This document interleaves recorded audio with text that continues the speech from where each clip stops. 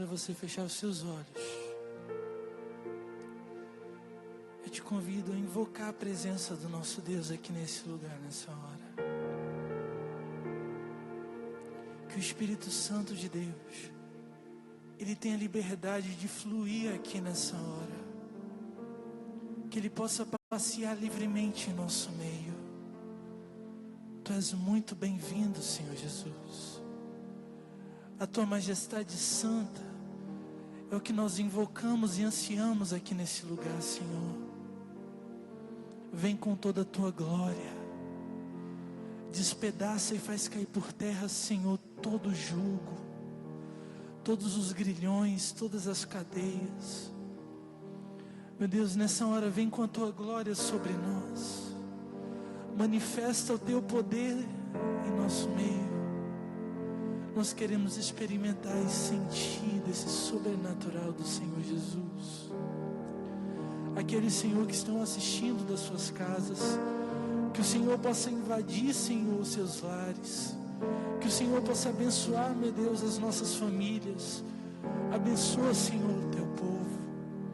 Que nós possamos receber da parte do Senhor uma proteção, meu Deus, espiritual. Uma blindagem, Senhor, santa, contra todos os ataques malignos. E que nós possamos estar bem guardados e seguros nas Tuas mãos, meu Deus. Nós estamos sedentos do Senhor. Nós estamos sedentos de Ti, da Tua palavra. Nós precisamos de Ti, Senhor Jesus. Tranquiliza-nos nessa hora. Acalma o nosso coração. Acalma a nossa mente. Traz paz ao nosso interior. Faz fluir, Senhor, rio de águas vivas, Senhor, em nosso coração. Que nós possamos viver a plenitude do que a Tua palavra nos diz. Ah, Senhor Jesus, nós Te amamos. Nós queremos invocar a Tua presença nessa hora. Queremos Te chamar. Abba, Pai. Abba, Pai. Seja muito bem-vindo aqui, Senhor, nesse lugar de oração.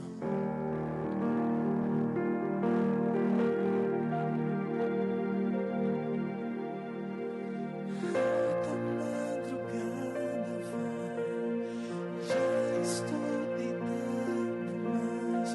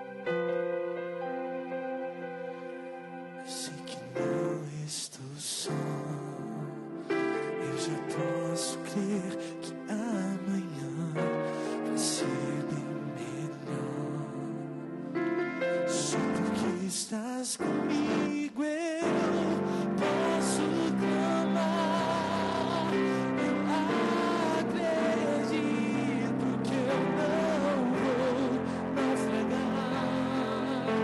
Só porque estás comigo, eu posso clamar. Eu já tenho fé pra descansar nas ondas de um bravo mar.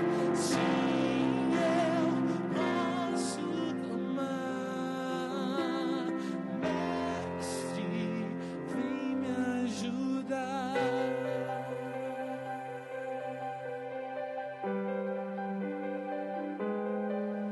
Quem é esse que até o vento e o mar lhe obedece? Quem é esse que ordena e milagres acontecem? Jesus, o seu nome é toda língua. Jesus, céu e terra se prostram pra te adorar. Jesus, o presente que Deus enviou pra nós. Jesus, a terra e o vento se calam pra ouvir tua voz.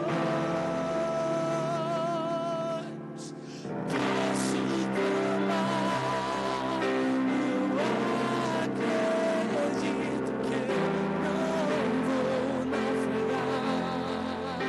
Só porque estás comigo, eu posso clamar. Já tenho fé pra descansar nas ondas de um bravo mar. Sim, eu posso clamar. Mestre, posso clamar. Eu acredito que eu não vou. Só porque estás comigo, eu posso clamar. Já tenho fé, oh Deus, nas ondas de um bravo mar. Sim, eu posso clamar. Mestre, vem me ajudar.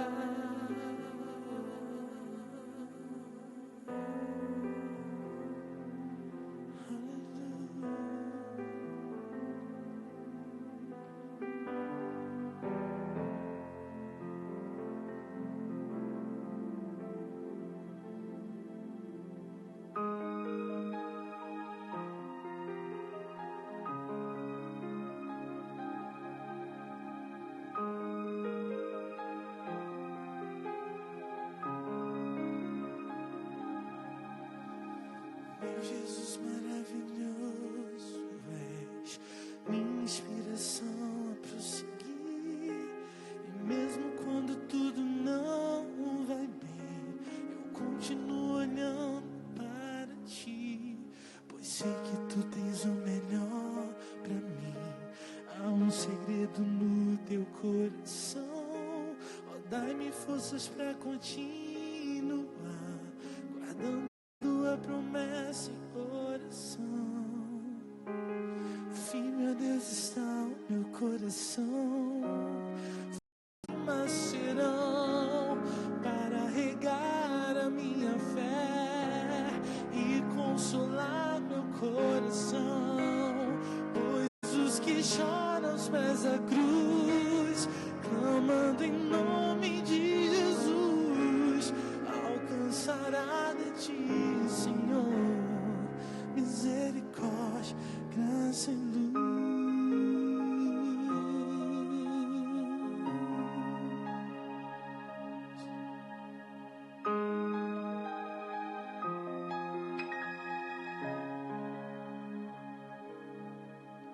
Teu grande amor não cessa, eterno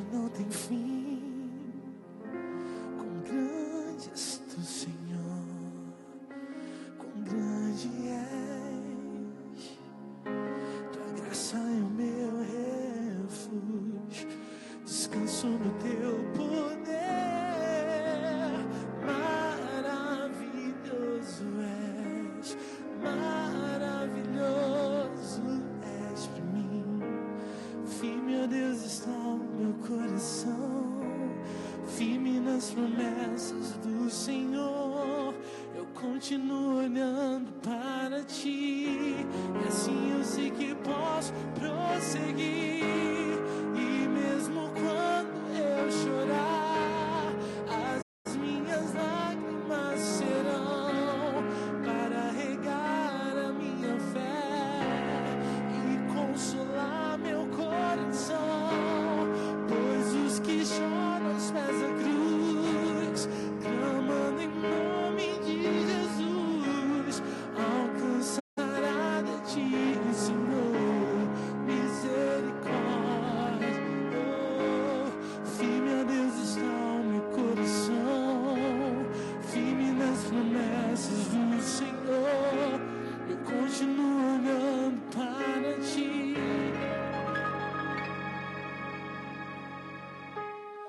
E mesmo quando eu chorar, as minhas lágrimas para regar e consolar meu coração, pois os que choram aos pés da cruz, clamando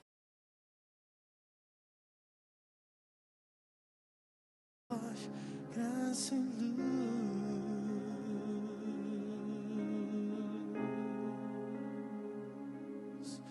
Aleluia, Senhor Jesus. Louvado é o teu nome, Senhor, meu Deus. Nós estamos passando por um momento de crise, de turbulência, de lutas. Mas quantos continuam e permanecem adorando o nome do nosso Senhor Jesus, digam amém. Amém. Nós permanecemos adorando o nome do nosso Senhor Jesus.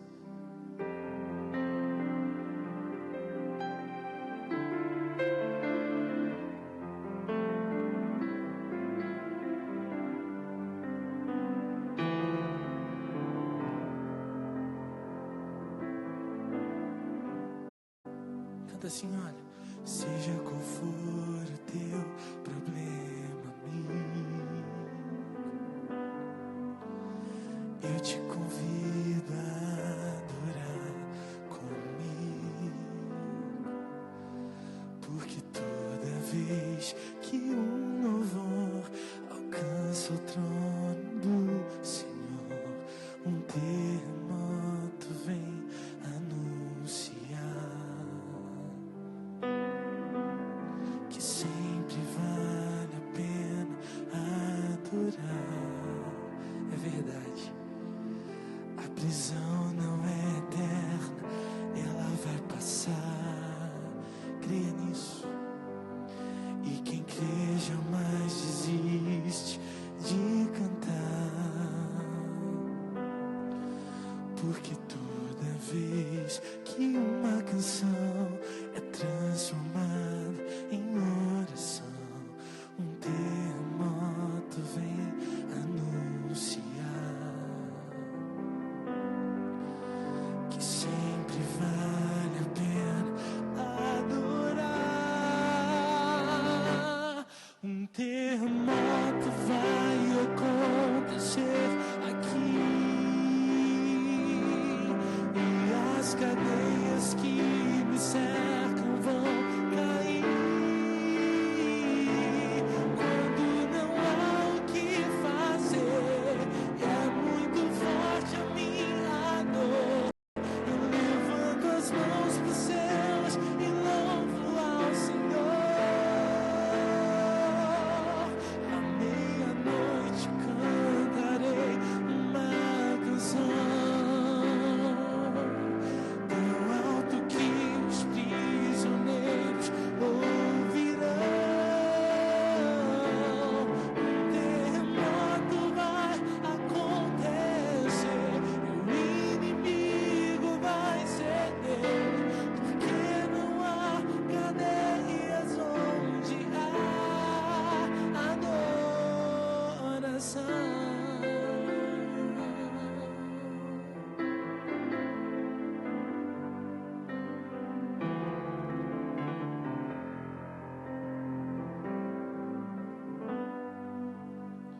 Seja qual for o teu problema,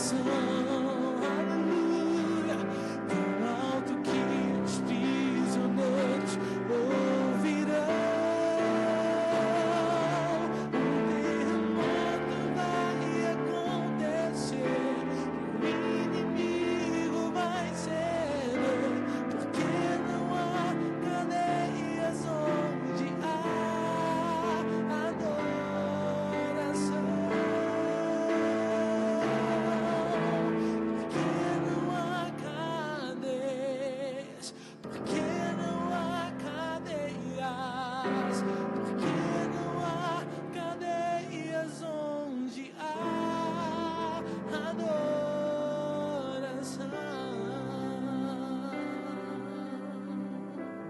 A Ele a glória,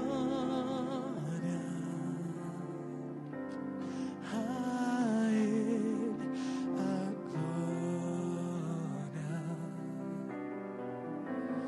a Ele a glória, pra sempre. Amém. Para terminar, você pode cantar assim comigo. Um terremoto vai acontecer aqui, e as cadeias que me cercam vão cair. Quando não há o que fazer, é muito forte a minha dor. Eu levanto as mãos para os céus e louvo ao Senhor. À meia-noite cantarei uma canção tão alto que os prisioneiros ouvirão. Um terremoto vai acontecer e o inimigo vai ceder, porque não há cadeias onde há adoração.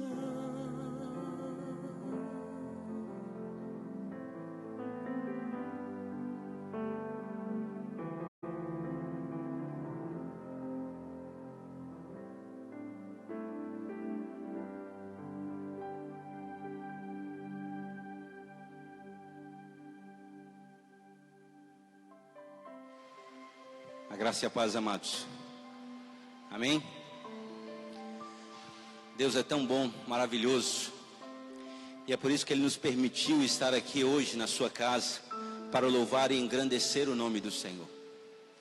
E nesse momento, mais uma vez, nesse mesmo espírito de adoração, eu quero convidar você a orar mais uma vez ao Senhor, a se derramar diante do Senhor, porque o Senhor procura homens, pessoas, homens e mulheres, com as quais Ele possa fazer o impossível. E você e eu estamos aqui nessa noite porque eu tenho certeza que o Senhor pode fazer o impossível através das nossas vidas. E por isso vamos orar com toda a nossa confiança, entendendo que é só o Senhor que pode operar milagres nas nossas vidas. Santo e poderoso Deus, autor e consumador da nossa fé, te agradecemos, ó Pai, pelo privilégio que temos de estar na Tua casa nessa noite. Te agradecemos, Senhor, por podermos louvar, participar desse momento de adoração ao Senhor, de louvor e adoração ao Senhor. Quero te agradecer, ó Pai, pela vida dos levitas, da Tua igreja, da Tua casa, pelo Teu povo, pelo Israel de Deus espalhado pela face da terra, por cada um dos Teus filhos e filhas que servem ao Senhor através da adoração, através do louvor, Pai. Eu quero te pedir que o Senhor abençoe os levitas, para que não venham se calar, para que não venham se acomodar em suas casas, para que possam entender, ó Pai, que a verdadeira adoração não consiste em tocar instrumentos, não consiste em afinar uma guitarra ou preparar um teclado, mas a verdadeira adoração foi de dentro do nosso coração para o Senhor. É aquilo que nós temos para oferecer ao Senhor, está dentro do nosso coração, não está, ó Pai querido, em outras coisas, mas consiste naquilo que nós temos dentro de nós. Um verdadeiro adorador que adora o Senhor em espírito e em verdade. Pai, nós te louvamos, ó Pai, pela vida da Tua igreja, Pai, pela vida do Teu povo espalhado pela face da terra. Pai, o desejo do nosso coração seríamos estar todos juntos, ó Pai querido, na casa do Senhor, louvando e engrandecendo o Teu nome, para com um grande coral dizer: Hosana, Hosana, oh, aleluias, Maranata, ora vem Senhor Jesus. Porque às vezes o desejo do nosso coração é de partirmos logo para a eternidade com o Senhor e podermos descansar em Teus braços. Pai, que o Teu Santo Espírito repouse em nós. Queremos, ó Pai querido, te agradecer pela tua presença aqui nessa noite. Seja bem-vindo, Deus Pai, Deus Filho e Deus Espírito Santo.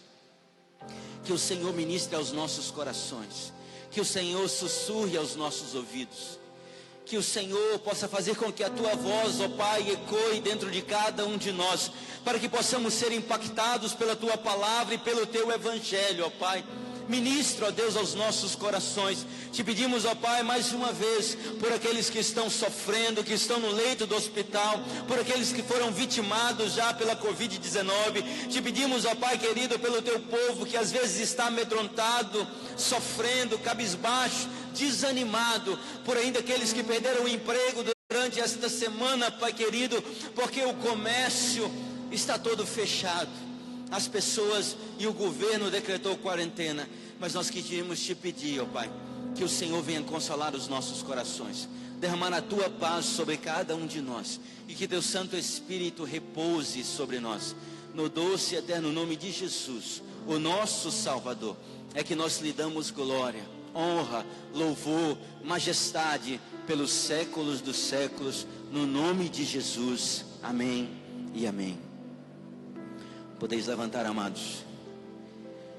Quero convidar os irmãos a abrirem as suas Bíblias no livro a qual escreveu o profeta Samuel, 1 Samuel capítulo 16. Nós iremos ler apenas 2 versos, versículo 6 e o versículo 7. Irmãos, eu quero convidar os irmãos a pensarem comigo. Estava lendo um livro essa semana, um livro do reverendo Hernando Dias Lopes, um comentário no livro de Neemias. Aliás, tem mais ou menos 1 ano atrás. E o Senhor me fez lembrar dessa palavra que está escrito, a qual citou John Maxwell, citando a W. Tozer, quando ele diz que Deus está procurando pessoas com as quais possa fazer o impossível. Como é triste constatar que nós somente planejamos aquilo que podemos fazer por nós mesmos. Eu quero saber que Deus está procurando pessoas. Talvez seja eu e você que estamos aqui, que estamos na casa do Pai nessa noite. Talvez é você que está aí em casa agora nos ouvindo através da live. Mas o fato é que Deus está procurando pessoas. Pessoas com as quais Ele possa contar, para que Ele possa fazer o impossível através das nossas vidas. Eu quero que os irmãos, se puderem, em reverência à palavra de Deus, se coloquem em pé, para que possamos ler no livro sagrado. Versículos 6 e 7, diz assim o texto sagrado. Sucedeu que entrando eles, viu Eliabe, e disse consigo: certamente está perante o Senhor o seu ungido. Porém o Senhor disse a Samuel: não atentes para a sua aparência, nem para a sua altura, porque eu o rejeitei. Porque o Senhor não vê como o homem vê. O homem vê o exterior, porém o Senhor vê o coração. Amém? Podeis assentar, amados. Irmãos, por certo, às vezes nós ficamos pensando acerca da soberania de Deus, acerca do poder do Senhor. E como é possível Deus enxergar coisas que o homem não consegue enxergar? Deus vê coisas que o homem não consegue ver.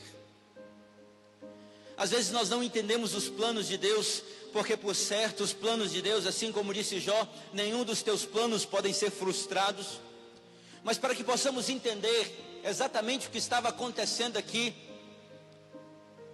quando esses versículos são citados, eu quero convidar os irmãos a pensar um pouco comigo lá atrás. Eu quero pensar com os irmãos o que estava acontecendo nesse momento da história. A Bíblia fala em 1 Samuel capítulo 8 que Samuel já estava velho. Samuel então, por estar velho, cansado, Samuel decidiu então colocar os seus filhos como juízes de Israel. Mas a Bíblia fala então que os filhos de Samuel não seguiram o mesmo caminho do pai, eram diferentes do pai. A Bíblia faz questão de dizer no capítulo 8 de 1 Samuel que seus filhos não andaram pelos caminhos dele, antes se inclinaram à avareza, aceitaram subornos e perverteram o direito. Os filhos de Samuel. um grande profeta de Deus, um grande homem de Deus. Às vezes nós dizemos que quem é filho de peixe, peixinho é, nem sempre é. Nós podemos perceber que esses filhos de Samuel, por certo, viram o exemplo do pai. Em nada o povo de Israel tinha com o que condenar Samuel, mas os seus filhos não foram aprovados pelo povo. A Bíblia fala então que o povo fala: não, Samuel, nós não queremos os seus filhos como juiz. Nós rejeitamos os seus filhos como juiz, porque é exatamente o oposto a você. E a Bíblia então fala que naquele momento, naquela situação então que estava acontecendo, o povo então se volta para Deus e pede um rei. O povo fala: não, agora nós não queremos juízes aqui, nós queremos um rei. O período de juízes foi um período que durou aproximadamente 350 anos.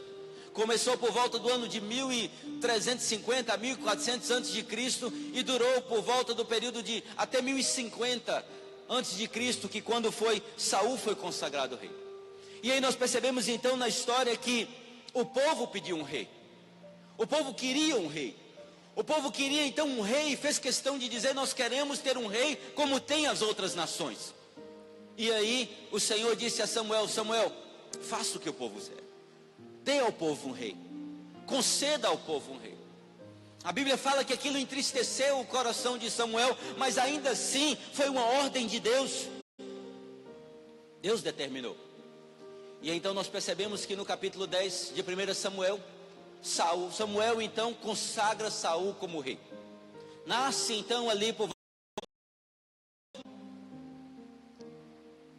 E aí nós percebemos então que esse povo que havia pedido um rei, mas nós percebemos então que Deus fala: não, é exatamente nesse contexto que nós estamos lendo a Bíblia.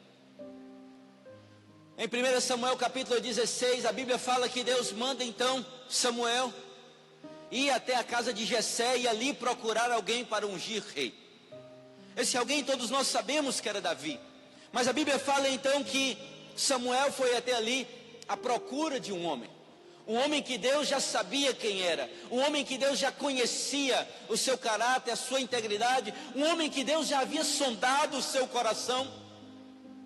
E foi exatamente, já estava tudo preparado, mas aqui nessa altura da história, na altura do campeonato, nesse momento que nós estamos vendo aqui, em 1 Samuel 16, versículo 6, nós percebemos então que o texto diz, novamente diz assim: sucedeu que entrando eles, viu a Eliabe, e disse consigo certamente. Samuel pensou, ele falou consigo mesmo e disse: certamente está perante o Senhor o seu ungido. Samuel então, ao observar aquele homem, diz: não está perante o Senhor o seu ungido. Mas aí nós podemos perceber então, porém, olha o que o texto diz no versículo 7: porém o Senhor disse a Samuel: não atentes para a sua aparência, nem para a sua altura, porque o rejeitei. Porque o Senhor não vê como o homem vê o exterior, porém o Senhor vê o coração. Ah, queridos, quantas vezes nós fazemos como Samuel. Samuel não era diferente de mim, de você. A Bíblia diz então: Samuel era um homem de carne e osso. Samuel tinha família. Nós sabemos que Samuel é então o filho da promessa, é o filho de Ana. Foi aquele filho que Ana fez questão de, quando nascer, entregar na casa do Senhor, entregar então ao sacerdote Eli e dizer: cuida, foi o Senhor que me deu e eu prometi que o devolveria ao Senhor. Nós percebemos então que essa mulher, ela só permitiu que o filho desmamasse para que pudesse entregar ao sacerdote Eli.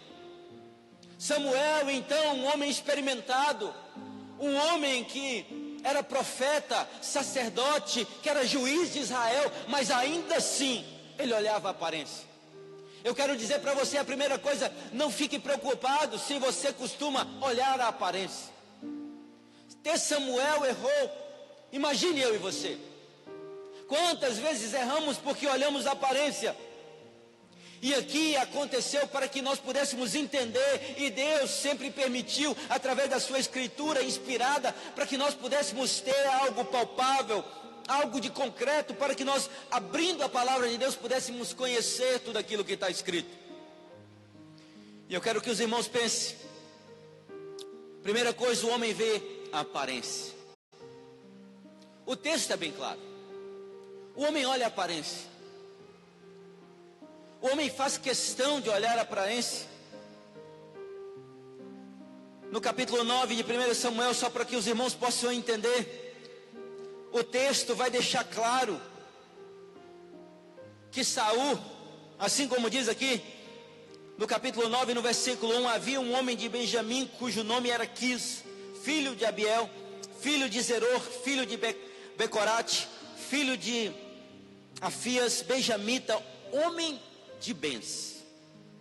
A família de Saul então era um povo abastado, era um povo que tinha propriedades, era uma família rica, bem sucedida. E aí faz questão de dizer que tinha ele um filho, cujo nome era Saul. E a Bíblia faz questão de dizer que Saul era belo, era novo. Faz questão de dizer, o seu nome era Saul, moço e tão belo, que entre os filhos de Israel não havia outro mais belo do que ele. Desde os ombros para cima, sobressaía a todo o povo. A Bíblia faz questão de dizer quem era Saul. A Bíblia faz questão de dizer quem era a família de Saul, para que não reste dúvida a nós. A Bíblia faz questão de escrever todos os detalhes, para que nós possamos entender que nada se muda com o tempo. Às vezes nós achamos que as coisas estão mudando, mas as coisas, como diz Salomão, não há nada novo debaixo do sol, as coisas parecem que se repetem, e a história ela é de forma cíclica e linear, porque ela vai indo, mas ela caminha para um fim.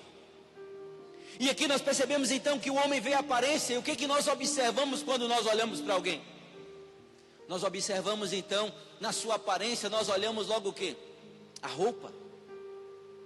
Nós costumamos observar qual é a roupa que alguém está vestido, o calçado, se a camisa é de marca ou não. Não é assim? E ao analisarmos a vestimenta da pessoa, nós sabemos se ela tem dinheiro ou não. Porque dizemos então, se ela está vestindo uma roupa de marca é porque tem dinheiro. Se não tem marca, então nenhum, é porque não tem dinheiro. Se o seu sapato é de marca é porque tem dinheiro. Mas não só isso, nós observamos se a pessoa anda de carro ou anda a pé. Nós observamos então hoje, antigamente era se estava montado a cavalo, mas hoje as pessoas nós observamos, não, tem Hilux, é Dodge Ram, é Ferrari. E aí nós começamos a observar então a aparência. Se chegou a pé, já não damos muito valor. Mas se chegou de carro, não, esse é abençoado. E não só isso, não só as pessoas do mundo, mas no meio do povo de Deus, infelizmente é tristeza isso, mas nós observamos que às vezes os profetas de Deus, os pastores, só são vistos como pessoas de valor, quando nós observamos, tem carro ou não tem carro? Às vezes, pior ainda, dizemos assim, a igreja dele tem mais de 100 membros, mais de 200, mais de 1000 ou mais de 2000. E às vezes mensuramos o poder aquisitivo das pessoas com base então da forma como ela anda, da forma do tamanho da sua igreja, da quantidade de membros. As pessoas então olham a aparência, e não era diferente aqui no tempo de Samuel. Não era nem um pouco diferente. E a Bíblia faz questão de dizer que o homem vê a aparência, o homem vê o exterior. Hoje nós observamos então famílias. Às vezes a mãe só autoriza um casamento, ou o pai, quando conhece então a família do pretendente, e diz assim, não, se a família tem dinheiro, é bem sucedida, pode casar. Mas às vezes não observa de onde vem aquele dinheiro, se é lícito, se é ilícito, se aquelas pessoas são de caráter ou são mau caráter. Mas as pessoas estão preocupadas com a aparência. Como é que meu filho ou minha filha vai estar depois que se casar? Nós sabemos de vários relatos na sociedade onde pessoas casaram com pessoas ricas e bem-sucedidas. Além de não ficar do casamento não durar um ano, sofriam maus tratos. Mulheres que apanhavam dos seus maridos que eram muito ricos, milionários, que eram tratados feito cachorro. Porque exatamente o povo vê a aparência, exatamente o povo olha o exterior. Olha então o histórico de sucesso e não observe então aonde as pessoas querem chegar. Olha então, será que é jovem? Será que é novo? Será que é velho? Será que é idoso? Quantas vezes nós atribuímos valor às pessoas com base se está forte ou se está fraco, se é novo ou se é velho. E a Bíblia faz questão de dizer que Saul era jovem, era bonito, que Saul era uma pessoa diferenciada dos demais.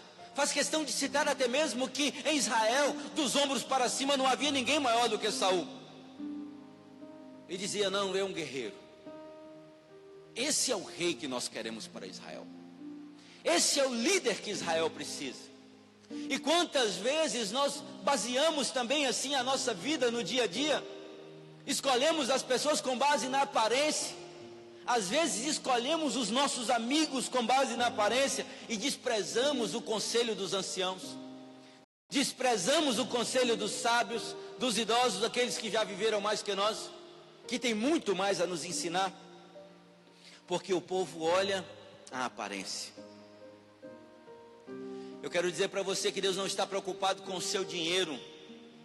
Deus não se preocupa com quanto você tem no banco. Deus não está preocupado se o seu sapato é importado, ou se é brasileiro, ou se tem marca, se não tem marca. Deus não está preocupado se a sua roupa é de marca ou não. Deus não se preocupa com isso. Deus não se preocupa se você tem muitas posses, muita terra, ou se você tem muitas propriedades, muitas casas alugadas. Deus não se preocupa. Saiba de uma coisa, meu amado: você pode ser rico, você pode ser jovem, pode ser alto, pode ser forte, pode ser bonito, pode ser inteligente, mas a Deus você não engana, porque Deus não olha a aparência. Deus não vê como o homem vê. Deus vê o nosso coração. É isso que Deus vê. A segunda coisa, como o versículo já diz, Deus vê o coração. Deus é o único que consegue fazer um raio-x da nossa alma.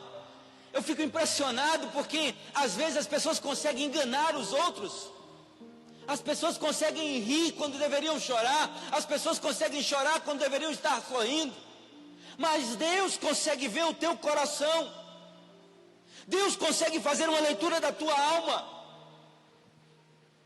Salomão, em Provérbios capítulo 4, versículo 23, ele faz questão de dizer: sobre tudo que deve guardar, guarda o teu coração, porque dele procedem as saídas da vida.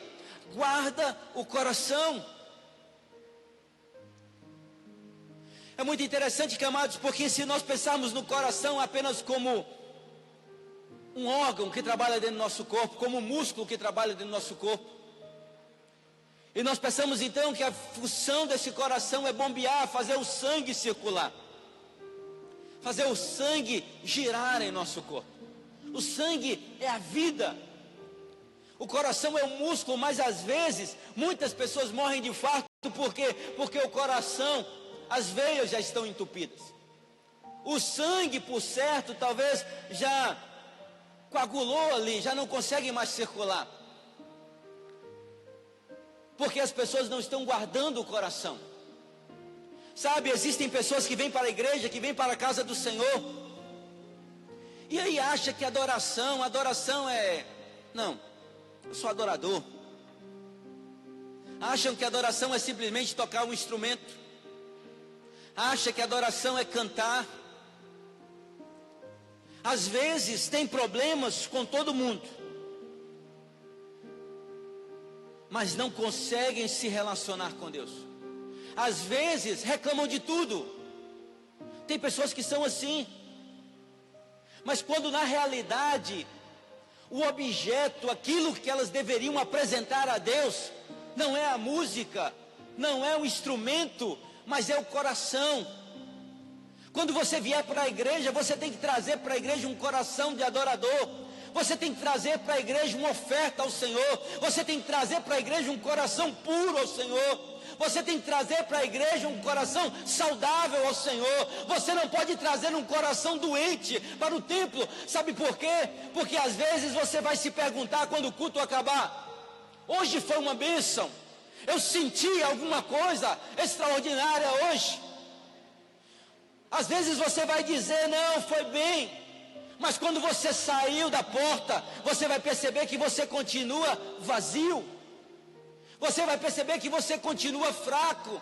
você vai perceber que você continua desnutrido. Sabe por quê? Adoração não é o que fazemos no domingo à noite ou no culto de quinta-feira. Adoração é aquilo que você faz quando você sai da igreja. Adoração é sua vida de testemunho ao Senhor. Adoração é o seu compromisso com Deus. E eu tenho entendido que para adorar a Deus, primeiro eu preciso saber quem é Deus. Porque tem pessoas que não conhecem Deus, acham, não, eu não preciso de teologia. Eu parei esses dias para estudar e para ler livros de teologia, porque eu percebo que há uma necessidade. E as pessoas dizem, não, teologia é para pastor, é para líderes espirituais, é para quem prega. Não, eu digo, é para você. É para você que está no banco, é para você que é levita na casa do Pai. É para todos, porque às vezes você pode estar achando que Deus está se agradando, mas no fundo você não tem entendido que aquilo que você deveria fazer de fato era um culto. Esse culto nasce dentro do teu coração para Deus. Eu preciso conhecer Deus. Eu achei muito interessante, eu esqueci o nome do autor, mas ele diz assim, citando o apóstolo Paulo, quando o apóstolo Paulo escreve a Timóteo, no capítulo 2, que ele diz, ei Timóteo, manda os livros para mim, pega os livros para mim, traga os livros. Paulo estava na prisão e agora ele pede os livros. E aí o escritor nos faz lembrar quem era o apóstolo Paulo. Ele era um homem inspirado por Deus, mas ele pediu os livros. Ele viu a Deus, mas ele pediu os livros. Ele teve mais experiências com Deus do que qualquer outro homem, talvez na face da terra, mas ele pediu os livros. Ele foi arrebatado até o terceiro céu, mas ele pediu os livros. Entendam, irmãos, ele escreveu 13 cartas do Novo Testamento, dos 27 livros, mas ele pediu os livros. Como é que você quer adorar a Deus se você não conhece Deus? Entenda que é preciso conhecer esse Deus, sabe por quê? Deus está sondando o meu e o teu coração. Ele sonda os nossos corações. Sabe por que Ele sonda? Nosso coração é enganoso. Jeremias capítulo 17, versículos 9 e 10.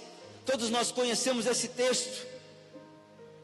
Mas é um texto onde ele fala que o Senhor sonda os nossos corações. Ele diz, enganoso é o coração mais do que todas as coisas e desesperadamente corrupto. Quem o conhecerá? Ele diz, eu o Senhor, esquadrinho o coração. Eu provo os pensamentos. E isso para dar a cada um segundo o seu proceder, segundo o fruto das suas ações. Deus está dizendo que esse Deus esquadrinhava o coração, provava os seus pensamentos para retribuir cada um o fruto das suas ações. Esse é o Deus que sonda o nosso coração. O salmista no Salmo 139, nos versículos 23 e 24, ele diz, sonda, Deus, o meu coração. Ele faz questão de pedir a Deus para que sondasse o seu coração. Ele faz questão de pedir a Deus, sonda-me, ó Deus, e conhece o meu coração. Prova-me e conhece os meus pensamentos. Ele pede isso a Deus e diz, vê se há em mim algum caminho mau e guia-me, Senhor, pelo caminho eterno. Guarda o teu coração. Guarda o teu coração, porque o Senhor sonda o teu coração. E exatamente diante de tudo isso que Deus estava procurando uma pessoa. Foi exatamente por conta disso que Deus mandou então que Samuel fosse procurar Davi. Fosse então ungir Davi como rei de Israel. Porque Deus já havia sondado o coração de Davi. Da mesma forma que Deus sondou o meu e o teu coração. Deus rejeitou Saul como rei. A Bíblia fala que ele rejeita porque Saul foi desobediente ao Senhor. A primeira coisa que eu quero que você entenda é que Deus vê exatamente se você é fiel a Ele ou não. Deus vê a tua fidelidade. Não pense você que Deus não está vendo, mas Deus vê. Deus vê aquilo que você faz oculto, escondido. Deus vê aquilo que você faz quando você apaga a luz do teu quarto, quando você entra no seu banheiro, quando você está sozinho na internet, a altas horas da noite. Deus vê. Deus vê aquilo que você faz quando ninguém está vendo. Deus vê. Então Deus sabe ou não a tua fidelidade. E é exatamente isso que faz com que Deus reprove alguns. Mas Deus então tece o seu favor por outros. A Bíblia faz questão de citar que Saul havia rejeitado o Senhor. Samuel havia dado uma ordem então a Saul, como diz então no capítulo 10, no versículo 8.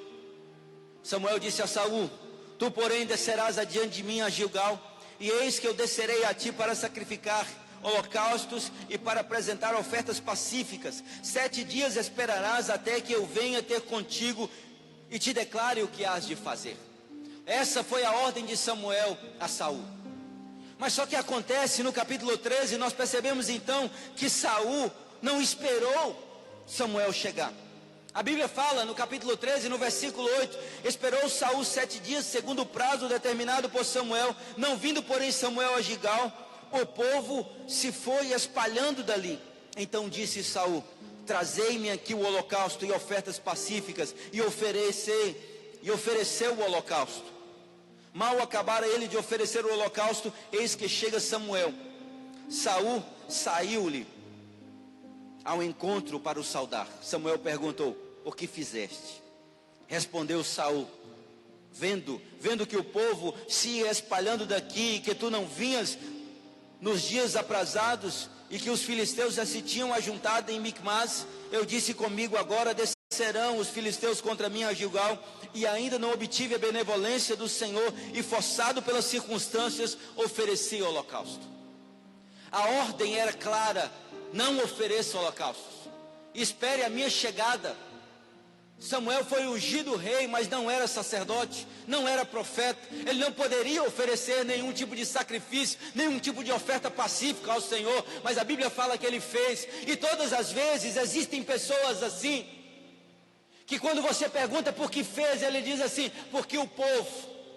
Aí você peca e diz assim: foram as circunstâncias. Aí você peca e diz: não, foi o diabo. Aí você peca e diz: não, mas a culpa é do pastor que não me orientou. A culpa é do meu irmão ou minha irmã. A culpa é tua. A culpa é sua. Se você desobedeceu a ordem do Senhor, a culpa é sua. Samuel deu uma palavra dura a Saul como rei de Israel. Simplesmente ele diz no versículo 3: disse Samuel a Saul: procedeste neciamente em não guardar o mandamento que o Senhor teu Deus te ordenou. Essa palavra nécio quer dizer: você foi tolo. Como você pode ter sido tão tolo de não guardar o mandamento do Senhor? Como você foi tão tolo, rapaz, de não cumprir aquilo que eu havia determinado e que o Senhor havia determinado a mim? E a Bíblia fala então que nesse dia o Senhor, que havia confirmado o reino de Saul então sobre Israel, ele diz: não, agora o seu reino não mais subsistirá. O seu reinado foi cancelado, a sua descendência não reinará mais aqui. Foi nesse momento então que Deus falou: ei, você não serve para mim. E quantas vezes o nosso coração às vezes é enganoso, e você diz: não, eu vou fazer isso ou aquilo porque ninguém está vendo, porque amanhã vai ser melhor para mim. Amanhã eu posso ganhar mais dinheiro, amanhã eu posso estar rico, amanhã eu posso ser uma pessoa mais bem sucedida. E às vezes você erra contra Deus. Mas foi exatamente nesse momento, assim como diz no versículo 14, que o Senhor diz: não, a partir de hoje eu levantarei outra pessoa para reinar, para ser o líder de Israel. Só que Deus, por ser um Deus bondoso, um Deus misericordioso, Ele dá mais uma chance. No capítulo 15 então, Samuel chega com ordem direta de Deus para Saul e diz: ei, agora eu tenho uma ordem de Deus para você. Se você quer então continuar a reinar, você vai fazer o seguinte: você vai destruir todos os amalequitas, todos. Assim como está lá no capítulo 15, no versículo 3, ele diz: vai pois agora e fere a Amaleque, e destrói totalmente a tudo que tiver, e nada lhe poupes. Porém matarás homens e mulheres, meninos e crianças de peito, bois, ovelhas, camelos e jumentas. A ordem de Deus foi clara: Saul, mate todos, porque esse povo então foi contra o meu povo na saída do Egito, agora eu quero que mate a todos. A ordem foi clara, a ordem de Deus para com o seu povo. A Bíblia fala então que Saul então foi, contou os seus homens e foi para a guerra. Matou muitas pessoas. Mas aqui nós percebemos mais uma vez o que é o coração.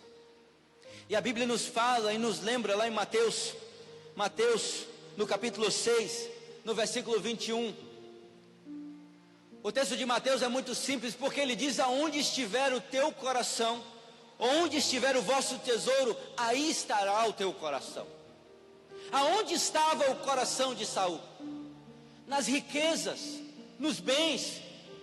O seu coração estava então sujo, contaminado. A Bíblia fala então que ele simplesmente fez o quê?